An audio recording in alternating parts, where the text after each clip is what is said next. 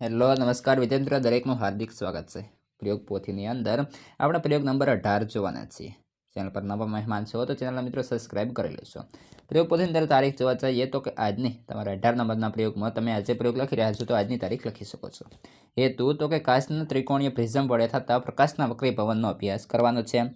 સાધનો તો કાચનો prism, drawing board, pencil અને ટાંકણીઓ. આકૃતિ આ પ્રમાણે છે. સેમ ટુ સેમ આકૃતિ તમારે અહીં ખાલી જગ્યા આપેલી છે, બાજુમાં ત્યાં દોરી લેવાની રહેશે. જોઈએ પ્રયોગ પદ્ધતિ. એક ડ્રોઈંગ બોર્ડ પર ડ્રોઈંગ પિનની મદદથી ડ્રોઈંગ પેપર લગાવો. તેના પર મધ્યમાં પ્રિઝમ એવી રીતે ગોઠવો કે જેથી તેની ત્રિકોણાકાર સપાટી પાયો બને. પેન્સિલ વડે તેની કિનારી ABC અંકિત કરો.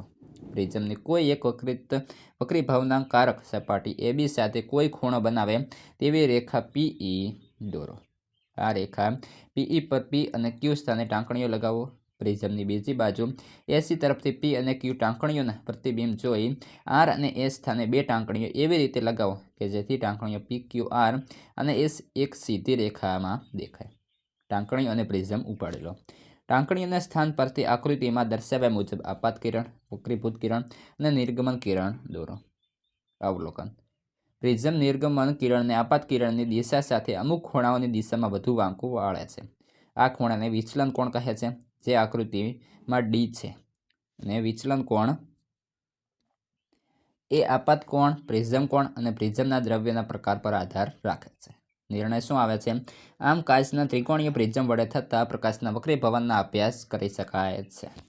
મિત્રો વિડીયો સારો લાગે છે તો લાઈક પણ કરી દેશો. જ્ઞાન ચકાસણી. જેની અંદર વિકલ્પ નંબર 1, પ્રિઝમ વડે થતા શ્વેત પ્રકાશના વિભાજનમાં કયા રંગનો પ્રકાશ સૌથી વધુ વિચલન પામે છે? તો જાંબલી, ઓપ્શન A. બીજું, પ્રિઝમમાં કયા રંગના પ્રકાશનો વેગ સૌથી વધુ હોય છે? તો ઓપ્શન B, લાલ. 3, આંખની અંદર પ્રવેશતા પ્રકાશની માત્રાને કોણ નિયંત્રિત કરે છે? તો ઓપ્શન C, કનિનિકા. 4, ગુરુદ્રષ્ટિની ખામી ધરાવતી વ્યક્તિની આંખમાં નજીકની વસ્તુનું પ્રતિબિંબ ક્યાં પડે છે? તો નેત્રપટલની પાછળ, એટલે કે ઓપ્શન D. 5, વાતાવરણને લીધે કયા રંગનું પ્રકાશનું સૌથી વધારે પ્રકીર્ણન થાય છે? તો ઓપ્શન A, વાદળી રંગનું. પ્રશ્ન 2 છે, નીચેના પ્રશ્નોના 1-2 શબ્દમાં ઉત્તર લખવાના છે. પહેલા નંબરે, મનુષ્યની આંખમાં વસ્તુનું પ્રતિબિંબ ક્યાં રચાય છે?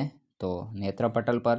બીજું, લઘુદ્રષ્ટિની ખામી ધરાવતી વ્યક્તિ કયા પ્રકારના લેન્સના ચશ્મા પહેરશે? તો અંતર્ગોળ લેન્સ.